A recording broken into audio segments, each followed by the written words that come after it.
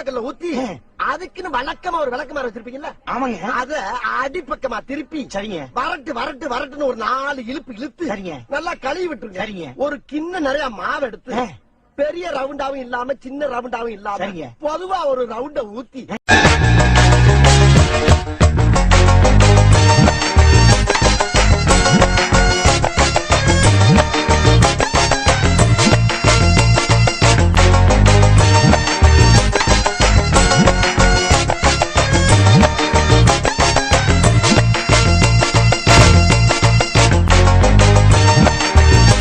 கரண்டி நெய் எடுத்து சரிங்க. அதுல 6 கரண்டி நெய்ய உள் சைடு அப்படியே லேசா விளாவி விட்டு சரிங்க.